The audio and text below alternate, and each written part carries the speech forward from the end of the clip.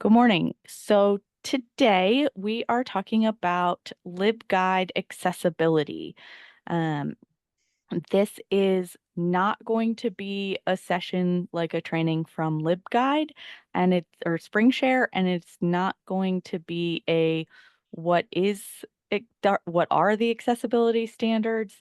However, we will cover a little bit of both of those things, and then I will kind of show you how I work through a couple of pages on our site, the consortial site, and you can see like how I kind of deal with stuff. Um, so, and I will share the slides link when we get into the demo part, so you can review this stuff if you want. This is directly from the W3 website, and this is just talking about the structure of how WCAG is built, and it is fundamentally about the principles of content being perceivable, operable, understandable, and robust in a web environment for those with um, intellectual disabilities, physical disabilities, sight or reading disabilities, etc. Um, from those four principles, there are 13 guidelines that are kind of like goals. Um, it's a framework to build the actual technical criteria. Success criteria is when the different levels of conformance come into place. And the federal requirement does not require the highest level of conformance. Um, so, you know, that's really kind of like the best effort. You've got someone dedicated on your team doing kind of nitpick things. It is pretty easy to hit A and double A if you work within the SpringShare tools. And then finally, there are a number of techniques for how to correct things, how to identify problems that are also included within these layers of guidance. There are many, many pages from the w3.org website that have valuable information that is pretty easy to understand, um, but we're not doing a fundamentals of accessibility. We're doing accessibility in action, kind of. So um, this is just so that if you hear guideline or criteria or technique, you know where that falls in the structure.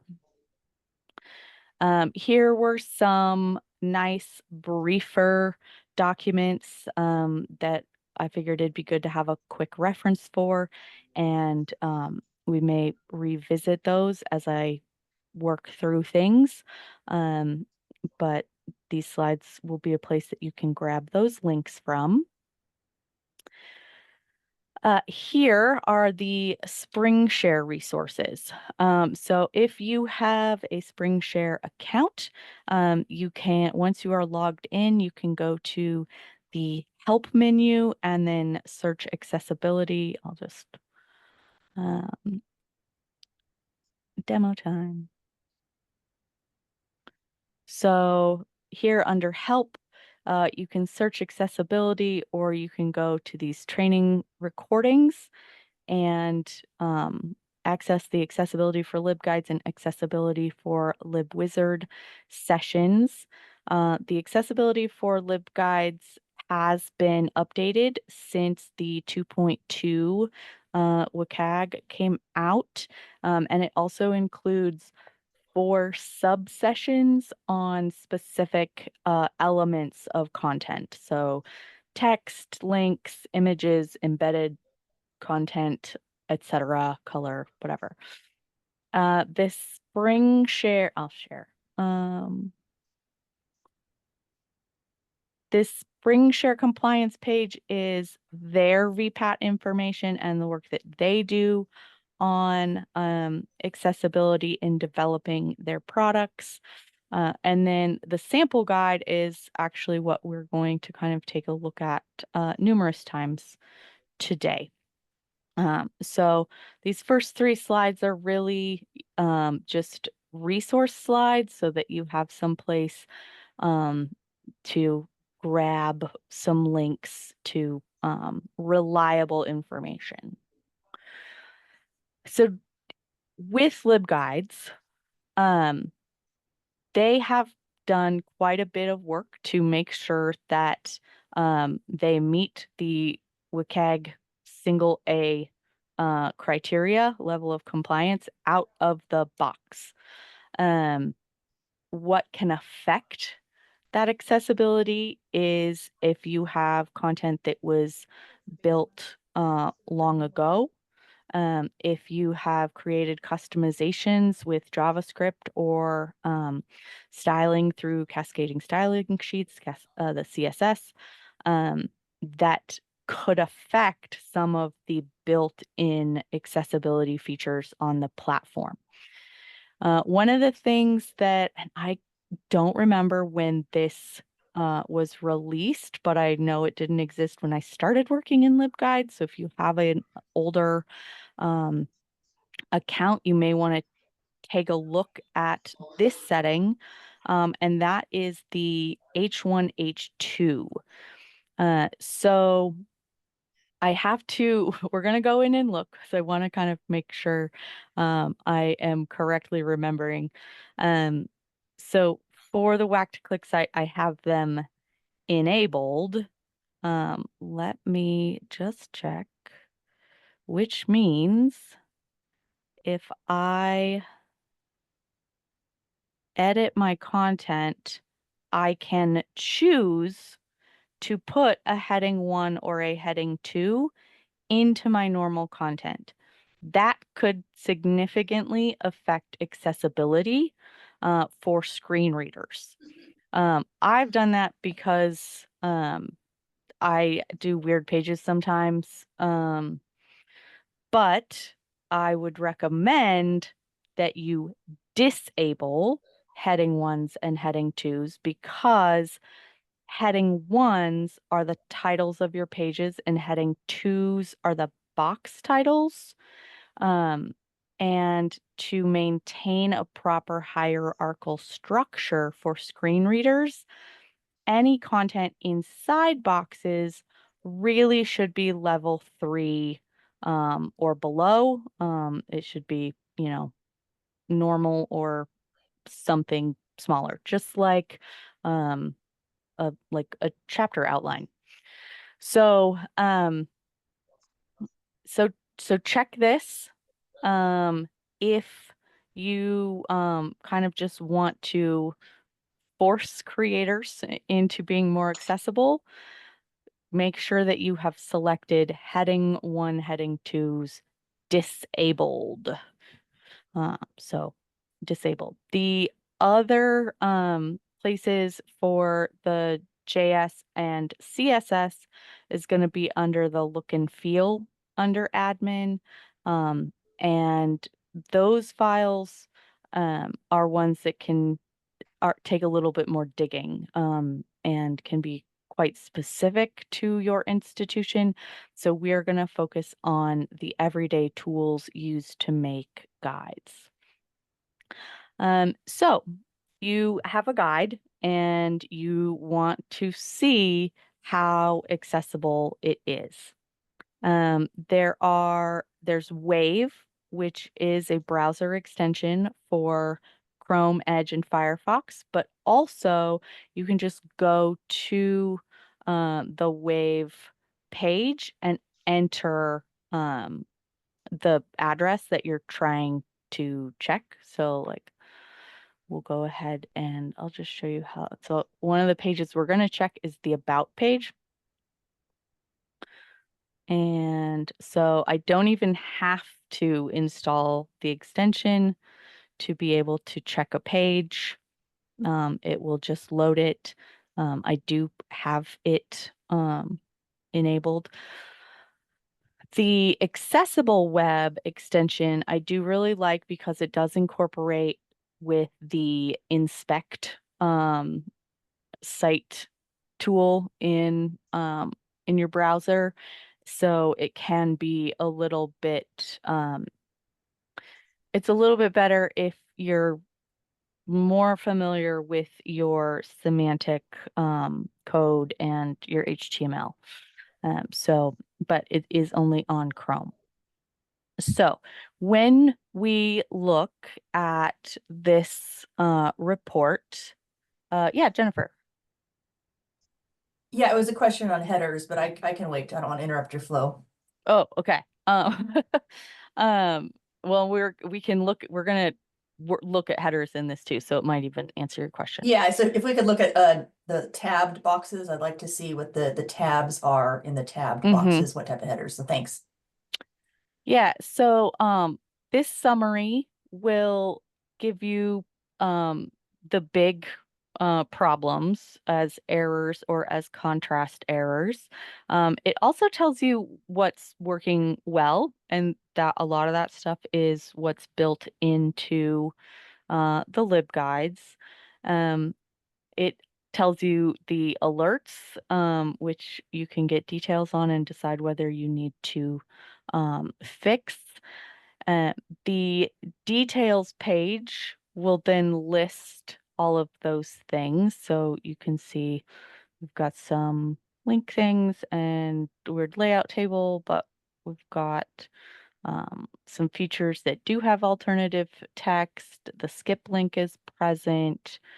Um, we've got one heading one, as we should, multiple heading twos, and then three, there's a list, there's some unordered text. Um, we've got navigation, and if you scroll over any of these, it will highlight where they are on the page.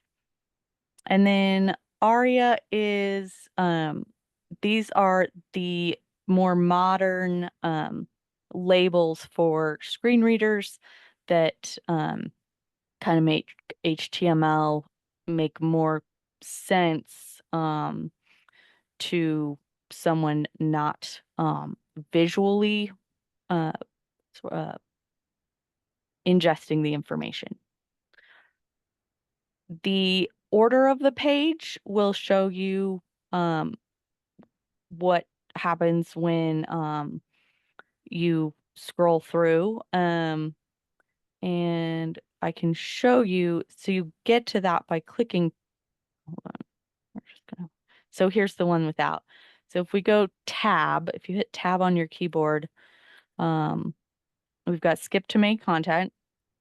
And then the highlight is active on whatever is selected. So we have our logo. We now have the a button of some kind with the letters WACTCLC, and then it highlights the different areas about program support. Now highlights the search field that I have changed the language to search the site so that there's more information in there for a screen reader as opposed to just enter keywords, and I'll show you where that is. Then it goes to the search button, and you'll see the dotted line around that because it is interactable. Then it goes to this member list, and now it goes down to the next interactable, which is the first tab in our executive committee box. And then it goes through all of the email links. And then it goes to the first tab of the bylaws box. So this might not, I'm pretty sure it's not optimal because um, you can't automatically navigate through all of those tabs using the simplest keyboard methods. But you can email me or call or go to this link, open this document, boop, boop, and then we get down to the footer and those interactable elements, and then back up. And there we are, all the way back up. So, um, navigation order shows how a screen reader will go through those things, but if they are not interactable, the keyboard shortcut of the tab does not go through those. Um, and you can see that everything's looking to be kind of in order. If there's anything that, we've got a random 24, 25. So this is a little weird, so I might want to look into that. Um, Structure shows us how the headers sit in relation to each other. So we have our main header up here, followed by site navigation, search box, and then our H1 is our site, our page name, which is very redundant about. So that's probably something I want to change. And then we've got what's mission statement, executive staff, and then here's that nested H3 How are within you? the H2 box. Um, Associated organizations and a footer. So there's no H3s that are higher than that are nesting H2s. Everything flows as it should. We also can see on this page that our blue and our red and our white um, all contrast very nicely. But if we were like, well, we want to see what the contrast is. 11.28. I think the minimum you're supposed to have is like 4 or something. I can't remember. So very good. You can also desaturate the page to see what it looks like in black and white. It's not necessarily the like a color blindness check, but it can kind of illuminate contrast issues even better. Uh, so that is how the wave tool works. Um, Now let me show you the difference with the accessible web tool and how we get to that. Obviously, I could get to it through my many extensions here, but I'm actually going to Wave does look at alt tags. I didn't that the page we were looking at didn't really have images with alt text, so we didn't see that because this is a button and my picture doesn't have it because it's decorative. Um, so if we we right click and you can see right here the accessible web can do scan page from here or contrast checker. Wave can turn on from here. We can also go to inspect. And this tells us a lot about what is going to get read by screen readers. So if we under head see this title, the title of this page is about, and then pages at Washington Community and Technical Colleges Library Consortium. About and about are not very descriptive. So there's a real fine line, especially with about pages, choosing something that is descriptive but does not become too redundant, because in LibGuides, your title is the page title, the site title. How do they refer to it? Basically, it's all 3 levels, and then this is our institution, the page is at.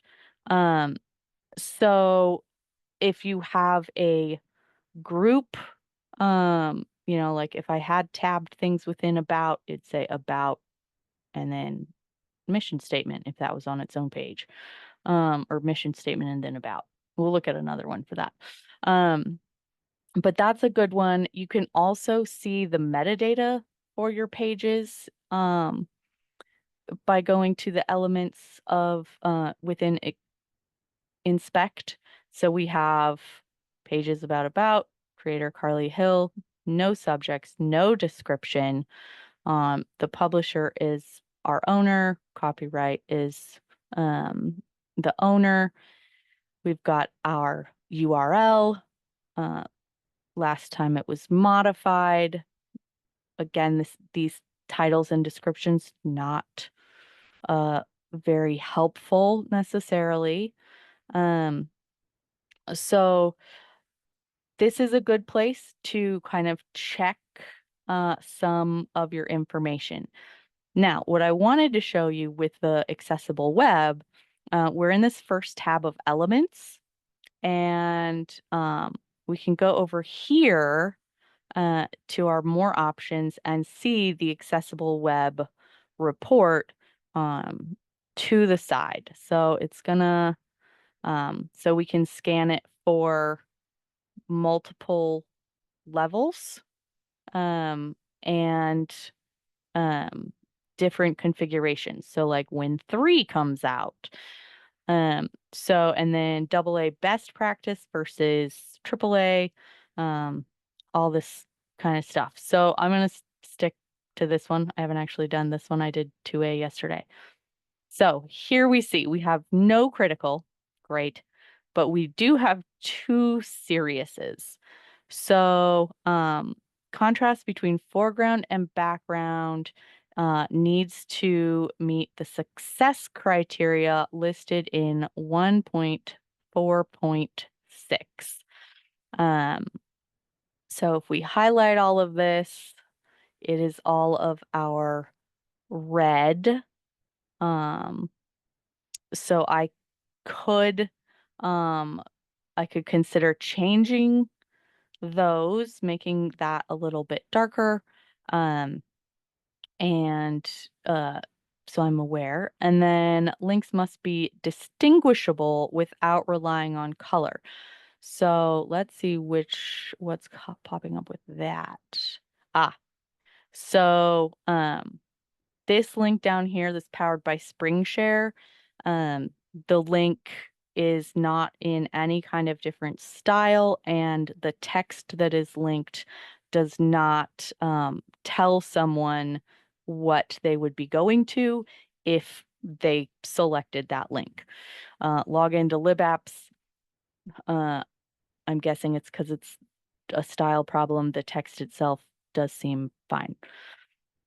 So that's AAA.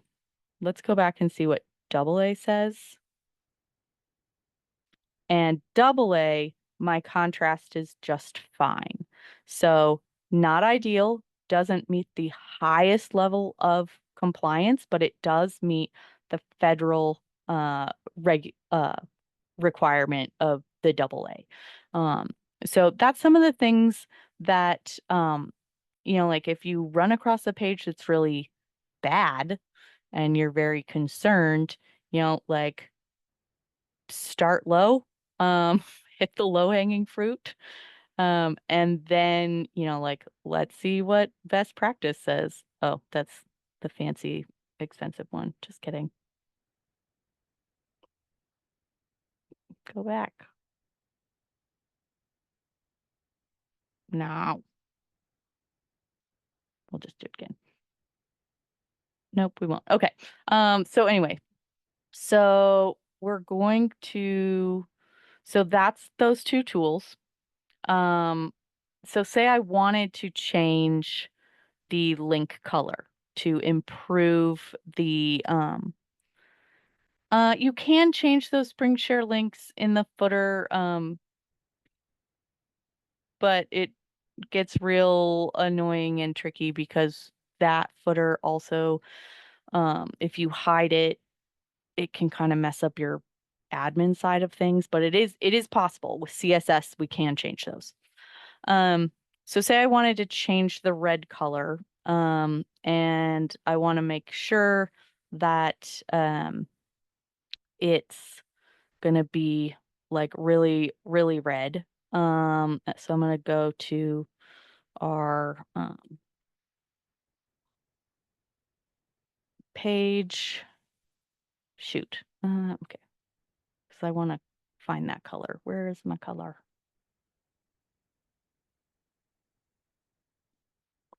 We'll do it this way. So, I inspect, and this is gonna,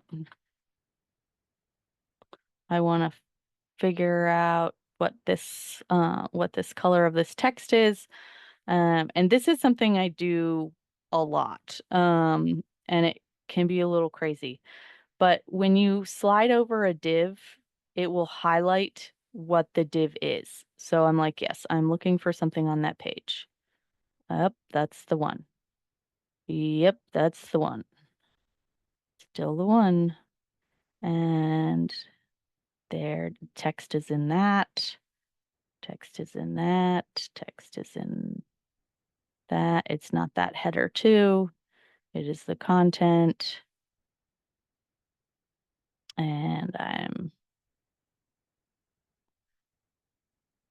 And now when I click on this, we get the styles for that specific paragraph element, and we can see where our CSS has overwritten uh, the default.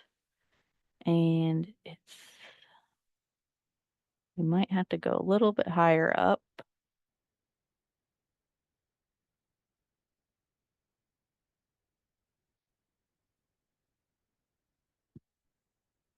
And now you're seeing the reality of sometimes you think you definitely know exactly where a thing is, and then you don't. So we can see it's been overwritten. Where it must be coming in from even higher. So we'll just go higher.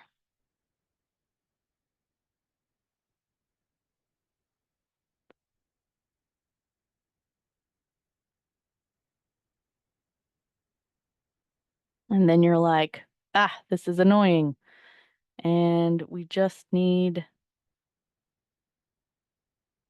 the style, and it's not showing up. And so you can go to sources, and although you want to be clicked on the right element for that one. And we're going to find the CSS for homepage. And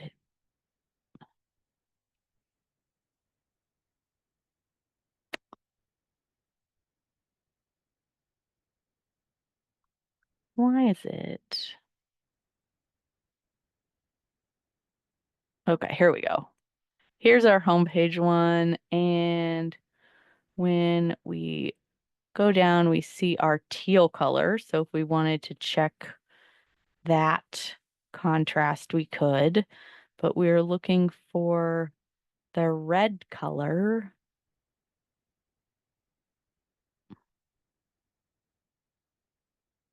And here we have all of our header styles that I've defined by CSS. And so you can see I make sure H2 is 24, H3 is 20, H3 is 18. So that hierarchy is continued. And here we go. Text decoration underlined. That is our red color. So I'm going to copy that. And now I'm going to do the color checker, and I'm going to throw that hex value in here. And what we can see is with normal text, it passes a AA, but does not have enough contrast ratio to pass for AAA. But if it's larger and in bold, or it's part of the graphic interface, then it's all good. So what I might want to do is change that, and I can do that. I'm like, okay, there we go. Look at that. I can just boop. So it has to be over 7. And if I just change that hex value to this, now all of my links um, will be appropriately contrasted for the highest level. So let's just show you how to do that. So I'm going to save this hex value, and I'm going to go into here, and I'm going to go into look and feel, and my custom code right here. It's not super long. Um, I hold on, Jennifer, let me find.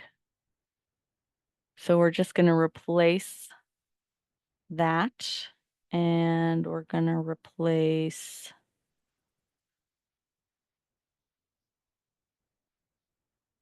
okay, footer.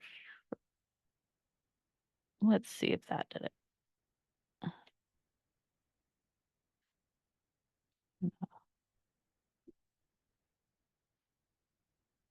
I think it got infinitesimally darker. Let's check.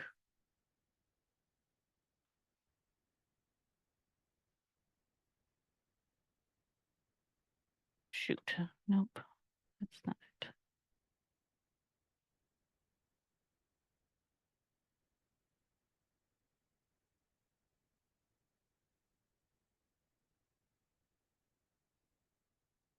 Where did I love this for me. See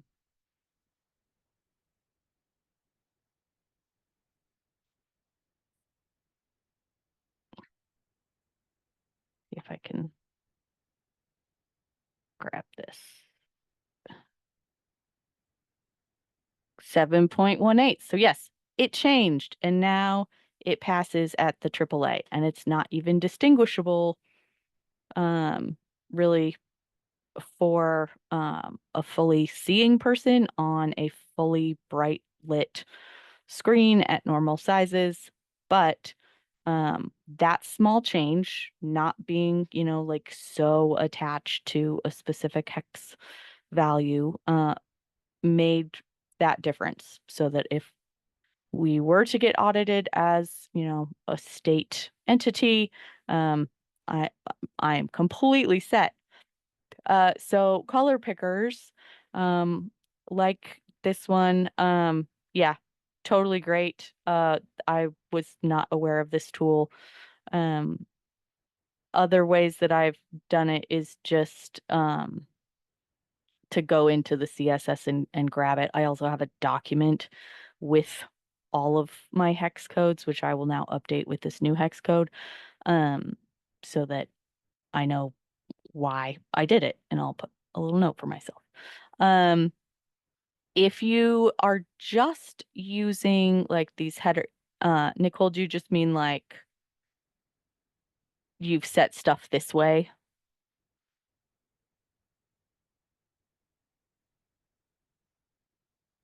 Yeah, so if you do not use any CSS, and you pick tab and box colors and leave like everything not listed here default, it all should be totally fine, because they use the default blue throughout their site, just like here. If you hover over it, it's going to be underlined, and they put in alt text, say, like go to this page.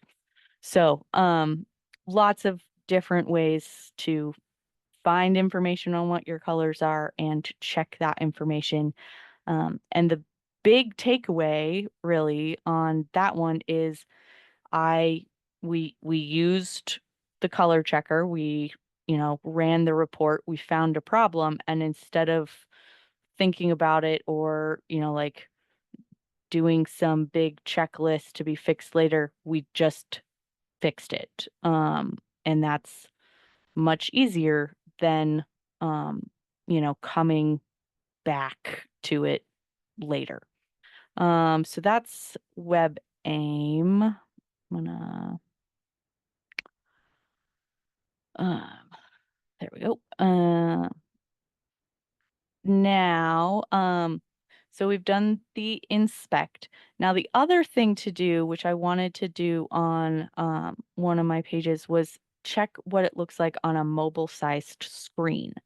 So this is where if you have tabbed pages and you're using top tab or side tab, or you have a lot of columns, you probably want to check your mobile presentation. Now, you could use your phone, but you can also just squeeze it. And so we see when we squeeze it down here, um, our navigation menu collapses into this nicely contrasting uh, hamburger, as it's called, opens into the three areas. Search This Guide is still at the top. We have this text, um, our news, the icons, and this was one, so like they get bigger until they don't. And that's something that is part of accessibility of images. And so, like instead of teeny tiny, this is able to be navigated through so that people can click on it. Then we have our right side column. So we have our upcoming events, our contact, and we have this gallery box. So this gallery box is, no spoilers, our next thing. Um, okay, so we've checked that page as if we were looking at it at mobile. Let's take a look at the programs page because this has um, the side tab nav and our top tab nav from our header. So we bring this around. Top tab nav still collapsible. When it opens, it doesn't cover any of the page navigation. Um, we have our main pages so we can jump between those. And for our open calls and questions, that was our left-hand column. The size on this YouTube embedded link automatically changed. It maintains its accessible functions. It doesn't automatically play. That's because YouTube is programmed like that. Um, and it's still very, very accessible. If we, again, kind of look at how things change as we get bigger, at some point the columns go back to being two separate columns, but this YouTube image doesn't get any larger, and that's because I set the size not at percentage, but at pixel width. So that's something that I might need to look at in the future. Um, so you can check that. Now, alt text tags. So if we find one that's got a bunch of images, this should have some images, yes. And let's go ahead and, dang it. Let's wave this to look at alt text. Okay, so we have an error and alerts. This is a great page to take a look at. Missing form label. Where is this? Aha. Okay, so there's no form label here because this text of DOI PMID lookup, while it visually makes sense, like, yes, this is on the left and it's telling you what you do with this.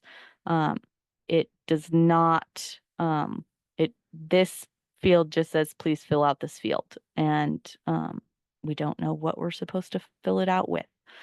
Then we have several alerts. Come on. I just want to see those. Turn off. So we've got a missing label on this little image here. And this image here, and we have, what's a field set missing? Oh,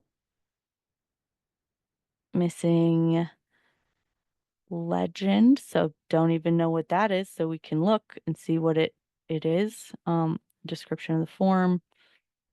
Probably because I gave these header tags instead of making them part of the form. We've got some redundant links. And then we have underlined text that is not a link. And that is part of the principle of, let's see, let's get this right, of understandable. So understandable covers what I almost consider a little bit more usability, but it's that your website acts as expected and follows the expected rules of style. And one of the rules of styles that we've all kind of learned in the age of the internet is that links are underlined. So I can make another decision to stylistically show this information is important. So I can do that by using italicize or semantic write-up to make it strong.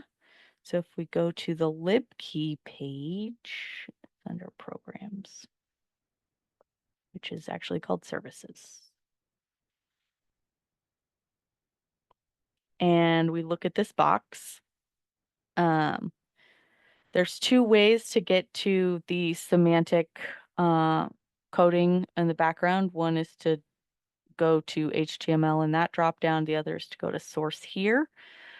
So as we can see, what I've done is I've given these words of free through June 30th, 2026, some stylistic HTML that in fact would not translate to a screen reader.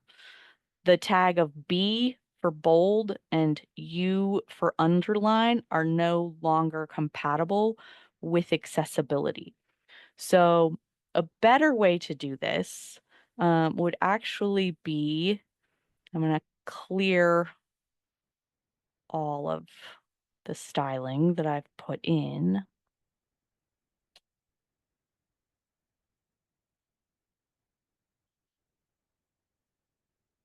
Okay, and now we go back to the WYSIWYG, what you see is what you get editor.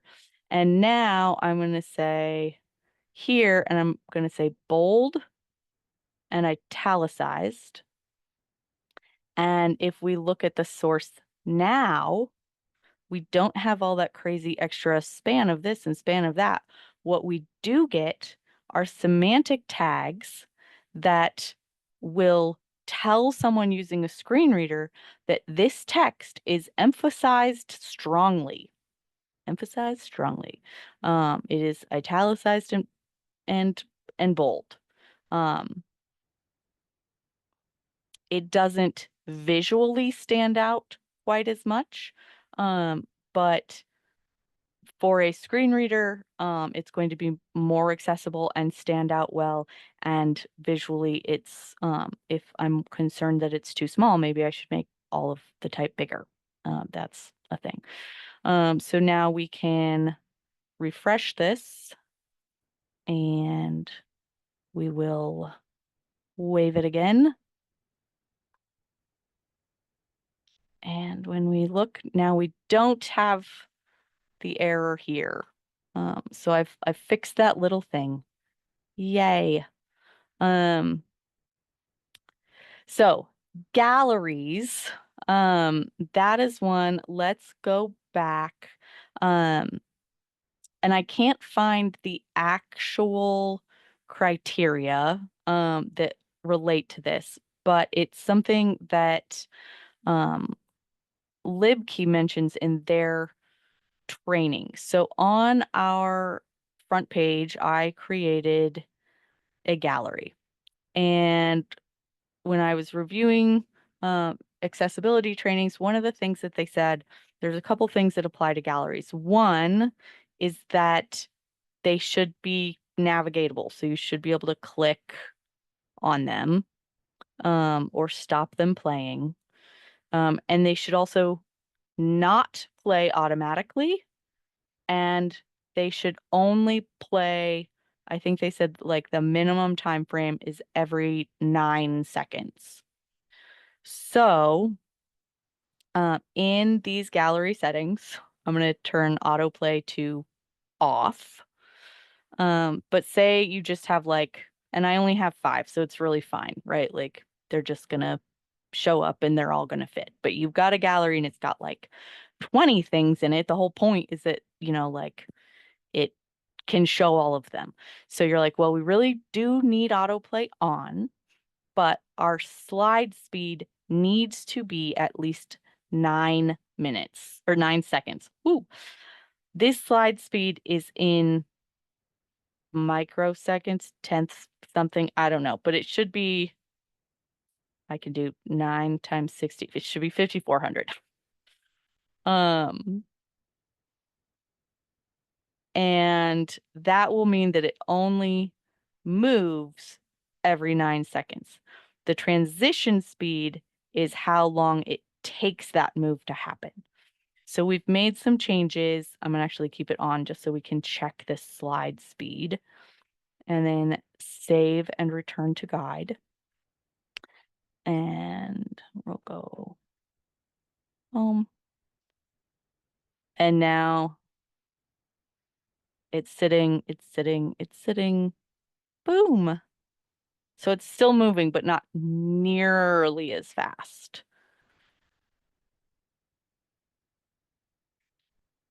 So I want to, however, not have it moving at all because I've decided that is the better option and I only have 5 slides. So I'm going to say slides to show is 5, and we're going to say automatically play is off.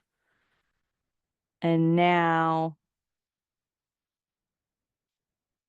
we don't need to navigate because all 5 are already showing. There aren't more than what I said to show. And they're um, they're just there and it's very nice. So very accessible. These themselves suck.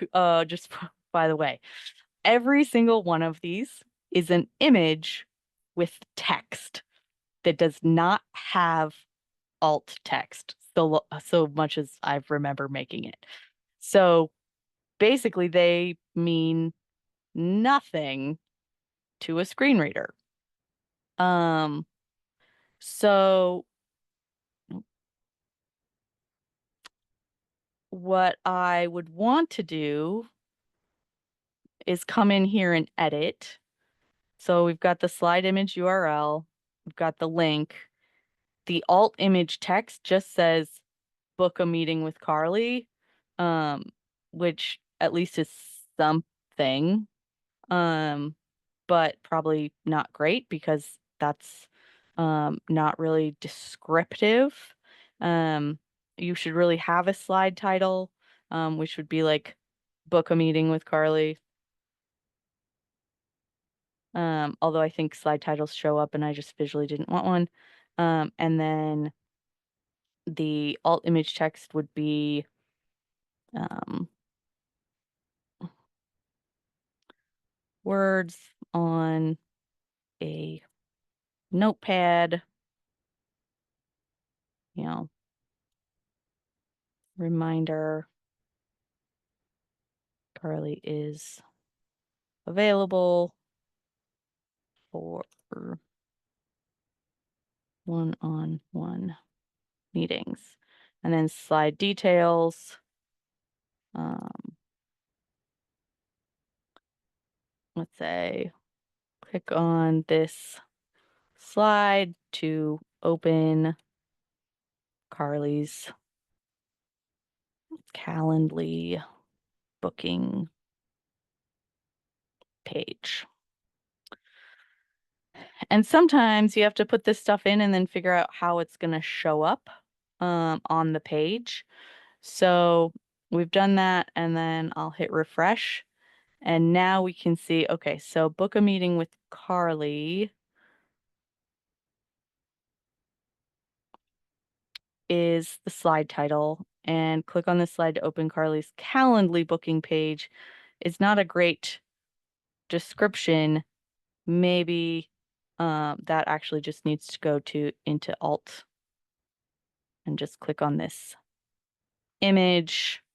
And that tells people where they're going to go. And we don't need further details. And now we'll refresh. Now, do I personally love having another title here?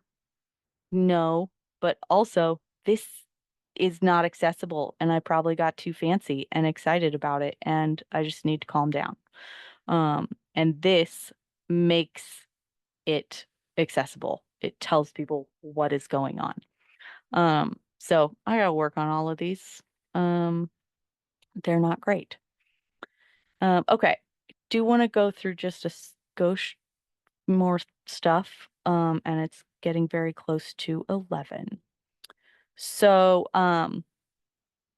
with the alt text, this was a really cool tool I found. Um, and it goes through the what should you do? So does my image contain text? Yes, it did. And so then, yes, is the text also present as real text? No. Um, is the image used in a link or button, and would it be hard or impossible to understand what the link or button does if the image wasn't there? Yes. So we definitely need um, an alt attribute to communicate the destination of the link. So now I can go to functional images, and now it'll tell me, like, what should I do? Okay, so there's an example of a logo. Here's the example of the alt text.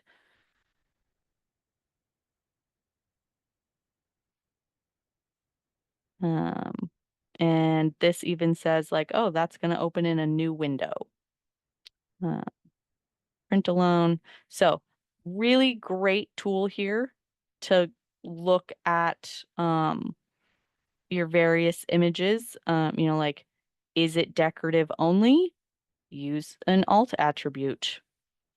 The other place that has great examples is the accessibility session guide that I included in the slides from um, SpringShare. So if we look at this example, this image here of this cat is not a link, it's just decorative, and it has a caption that describes it. So alt text would be redundant because it'd be the same thing. This one is a link. So this caption that describes what the image is does not provide information about what the function of the image is. So if we look at the alt text of this image, the alt is How Cats Conquered the World article at Smithsonian Magazine. And that way, when the screen reader goes over that image, it will give the functional information of where that image link is going to go. And it will also read the caption of, cat in its natural, but a typical house cat in its native environment. Um, so this decision tree, very good for deciding which images should have alt text and which do not need alt text and why. Um, some of this stuff we've already talked about. So using the rich text editor, that's what I was talking about when editing for, like, oh, I want this to be a list. Well, is it really a list? I want this to be important. Well, look at that. I actually didn't, I just used bold. I did not use strong. Um, so I'm going to get rid of bold. And now I'm going to highlight this and I'm going to use the rich text editor for bold because now a screen reader will say strong element. So it will emphasize it. One of the things I did yesterday was this text, bylaws on the current Whack to Click About page, only on the Whack to Click About page was highlighted as the link. And one of the things that I found on other pages are that linked interoperable text was too small. Also, like this link didn't tell you where it was going because it was like not complete. So I just added bylaws to it. And now when we go to edit link, it says that's where it's going to go. Target, new window. Yeah. Um, so using the rich text editor to create the semantic markup as opposed to like old school HTML styling, that is most definitely something I am still trying to learn because I was far too proud of myself for learning HTML. Um, remove old content.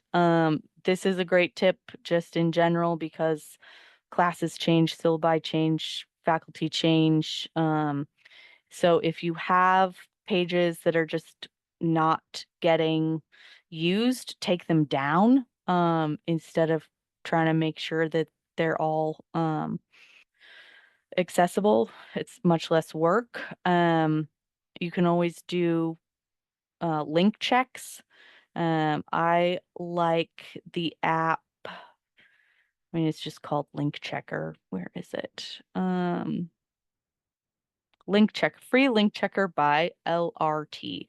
Um, and it will tell you how many links on your page are broken or unverified, how many go within the same domain, as you can see here, and how many go externally. You can then click on this. So then this internal, wait, no, we want this one. Okay, so this is an internal no follow. Oh, we have one external unverified, and that is just going into back to .org, but I could actually just change that so it actually goes to the LibGuide and it isn't redirected, and then it wouldn't be unverified. But this one's a great one. This link checker to check old LibGuides when you're like, I have no idea if the books still work, book links or the video links or the RSS feed or whatever. And if there's a bunch of links, take it down. It's easier than fixing it. Make the quick changes when you find the problem. So if it is something as easy as changing it from a bold tag to a strong tag, um, making sure that your headers are in order, taking out weird ones so that things go in order. Just make the fix on the site you're on. Um, don't try and find all the problems and then farm it back out. Um, and then here are some of the things that I had hoped to cover. So I don't know if we did everything, but one of the things we did talk about was that the HTML title includes the page, the site, and the institution. So properly naming these. So if we go to the About page, that was the one we kind of looked at that was redundant. I have the page, which is about, and then I have this, which is about. And so I probably just want to change this page name instead to be um, like whack to click details. And then under description, I'm going to say um, mission statement, leadership, um, bylaws, and staff information. And maybe instead of details, information is more descriptive and useful. Okay, and now if we go to about, my styling is still such that the about and whack to click information is hidden.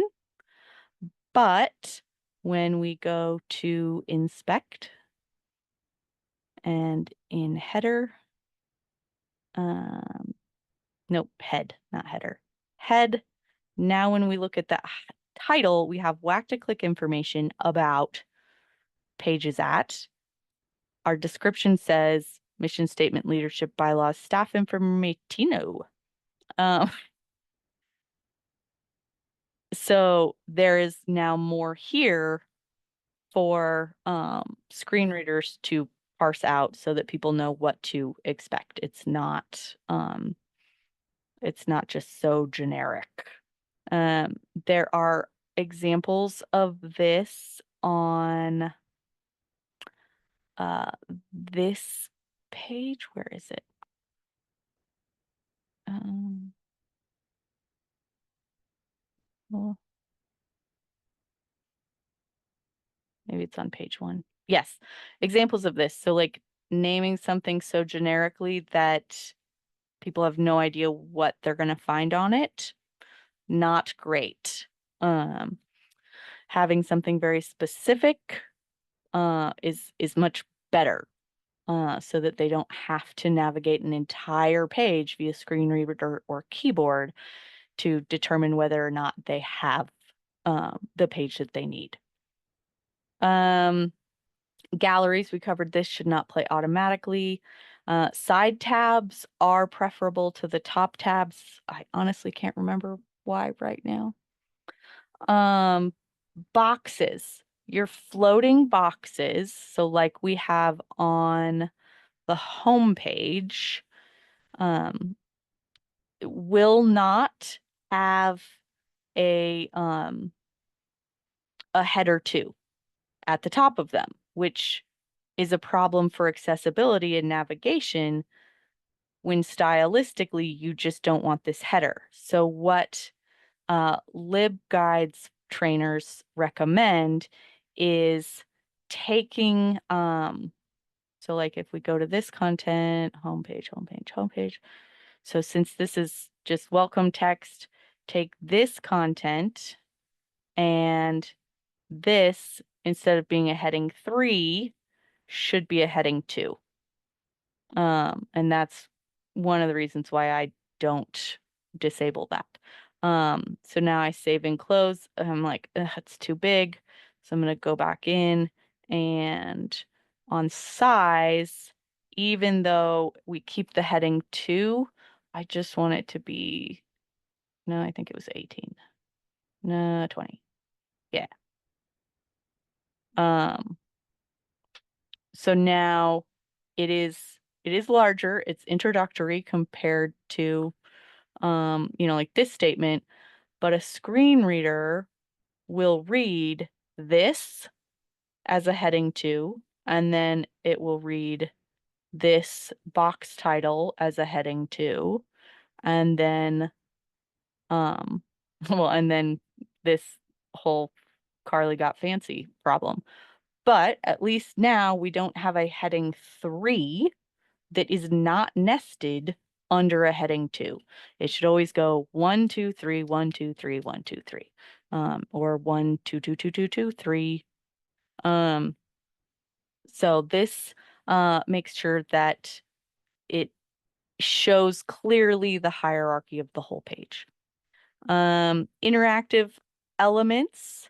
We talked a bit about clickable images and the importance of using alt text to tell people where that's going to go. Search boxes and forms.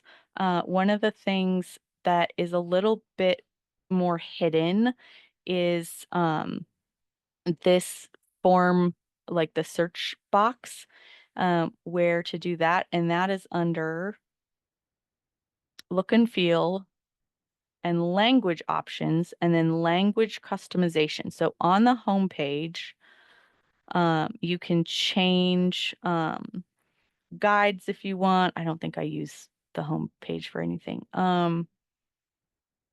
So subject pages where we have the search. I gotta find this now. Search results. There we go. I've changed databases to resources. That's one. It's not an accessibility, it's a clarity thing, but I did that. Um, Global, this might be, yeah. So anywhere where the placeholder for the site search was, instead of it saying enter search words, I've said search the whack to click site.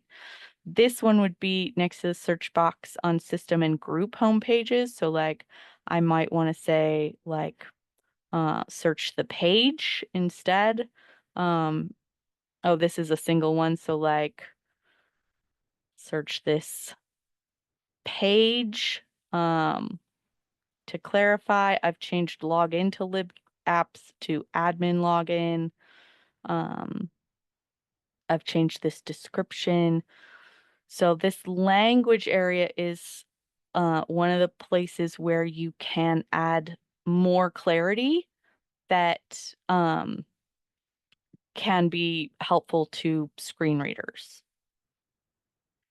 And then the final thing that I did want to share, I'm going to share slides again, since we're just about done, is are your lists actually lists? So this was one that I actually already fixed, but I had, oops,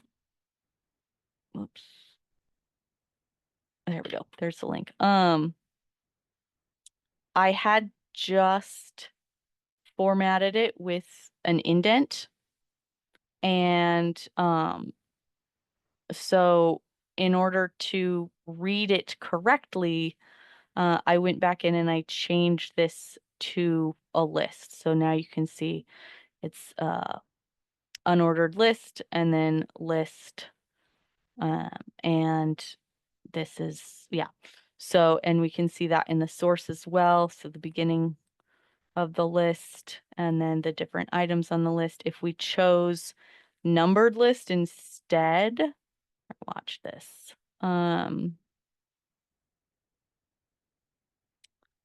Then you can see the tags change to OL for ordered list because of those numbers. So if you have a list, make sure that it is actually identified as a list and it's not just indented. Otherwise, page reader or screen reader will just read it as a series of sentences, which may significantly impact meaning and understanding. So that's really all of the slides. I kind of knew that as soon as we got into some live editing, it would take more time. But I hope that this was helpful in showing you some of the easy things that just about anyone who's moderately familiar with LibGuides can do to improve the accessibility of LibGuide content. Um, if you would like to arrange for a more complete look at what's going on with your like JS or CSS because, maybe someone wrote it and that person's not there anymore. I'm happy to help out with that. Um, and maybe if enough people kind of say, yeah, we'd like to have a session to just work on this together, we'll set up kind of like a hands-on workshop, bring the guide that's annoying, and we'll just share screen and talk problems and find correct code and styling and whatever. So, um, thank you all. We've run over time, but the recording will be available and you can play it at speed and a half. So have a great rest of your week and we'll see you next Tuesday.